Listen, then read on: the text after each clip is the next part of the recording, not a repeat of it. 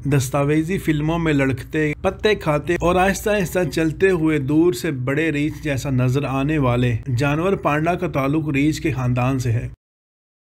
अस्सलामुअलैकुम, मेरा नाम है अरसलान और आपको मेरे चैनल में खुश आमदीद।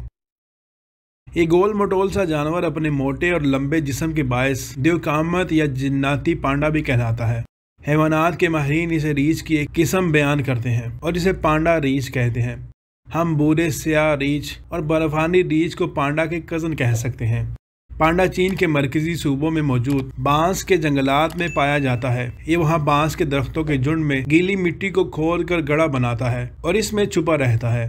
पांडा की खाल स्याह और सफ़ेद, टांगे छोटी, बड़ा और गोल चेहरा, कान छोटे और आंखें स्याह रंग की होती हैं। इसकी टांगें दुम और कंधे स्याह रंग के, जबकि बाकी जिस्म सफेद रंग का होता है। इसके पिछले पंजे पीछे की जानिब मुड़े होते हैं, जिसके बायस ये अजीब तरीके से चलता है। रीछ की तरह पांडा अपनी पिछली टांगों पर खड़ा हो सकता है और पानी में तैर भी सकता है। ये पानी से दूर रहता है और चढ़ाई पर आसानी से चढ़ा जाता है। पांडा की नज़र दिन के वक्त कमज़ोर होती है, मगर रात के वक्त इसकी नज़र खासी तेज़ हो जाती है। इसकी सूंघने की हिस्स बहुत तेज़ होती है, जिससे ये खुराक और अपने साथियों को तलाश करता है। एक जवान पांडे का कद 6 फीट, इसकी खाल 4 इंच मोटी और बड़ी मुलायम होती है। ये खाल इसे शदीद सर्दी से महफूज रखती है।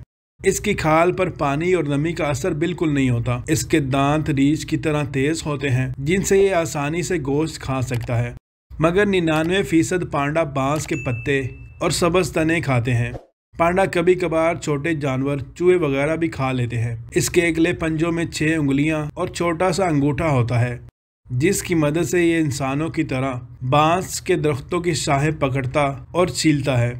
मादा पांडा बहार के मौसम में 1 या 2 बच्चे देती है। पैदाइश के वक्त ये बच्चे एक बड़े चूहे जितने होते हैं। माँ बच्चों को तकरीबन 1 साल तक दूध पिलाती है और 1.5 साल तक अपने पास रखती है। इसके बाद ये खुद से रहने लगते हैं। जंगल में पांडा 20 साल तक और चिड़ियाघर में 30 साल तक जिंदा रहता है। चीन में पांडा को वही मकाम हासिल है जो कीवी परिंदे को न्यूजीलैंड में हासिल है। चीन की अक्सर कंपनियों के लोगों पर पांडा की तस्वीर है। कई शहरों में पांडा के मुजस्मे और इश्तिहार नजर आते हैं। चीनी बच्चे और बड़े इस जानवर के साथ तस्वीर बनाना पसंद करते हैं। चीन के हर चिड़ियाघर में ये जानवर लाजमी पाया जाता है। पांडा की 2 झैली किस्म गिनडंग पांडा और सुरख पांडा चीन में पाई जाती है। दुनिया में जितने भी पांडा पाए जाते हैं वो तमाम चीन की मलकियत हैं। चीन से बाहर तमाम पांडा लीज पर हासिल कर रखे हैं। कंडंग पांडा जिन्नाती पांडा से कद आवर, वजन में खासा छोटा होता है।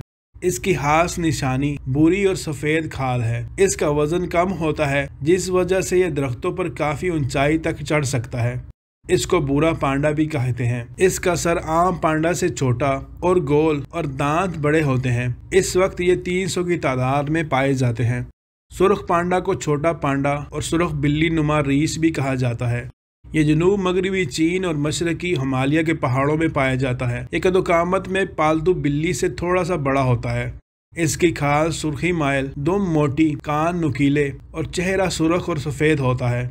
इसकी अगली टांगें छोटी और पिछली बड़ी होती हैं, इसलिए ये अजीब तरीके से चलता है। ये तेंदुए की तरह फुर्ती से दरख्तों पर चढ़ जाता है। ये बांस के अलावा कीड़े, अंडे और परिंदे भी खा जाता है। इनकी तादाद बहुत कम है और उम्र ज़्यादा से ज़्यादा 22 साल तक होती है। सुर्ख पांडा बहुत गुस्सीला और तंग करने पर फौरन हमला कर देता है। पांडा कम गो जानवर है और बहुत कम आवाज़ निकालता है। एक दूसरे को बुलाने के लिए ये हल्की आवाज़ में गराता या खर करता है। ये इंसान को देखकर फौरन छुप जाता है। अगर इसे प्यार किया जाए तो जल्द इंसान से मानूस हो जाता है। ये दिन में 14 घंटे सोया रहता है और बाकी वक्त खाने पीने और सुस्ती से एक जगह बैठकर गुजार देता है। एक दिन में पांडा 15 किलोग्राम तक खुराक खा जाता है। पांडा को चिड़ियाघर में रखना खासा महंगा है, क्योंकि इसके खाने के ताज़ा बांस के दरख्त मुहैया करना बहुत महंगा पड़ता है। चीन की कदीम तारीख में भी पांडा का जिक्र मिलता है। पुराने दौर में चीनी लोग इसकी हड्डियों को मुख्तलिफ मजहबी रसूमात में इस्तेमाल करते थे।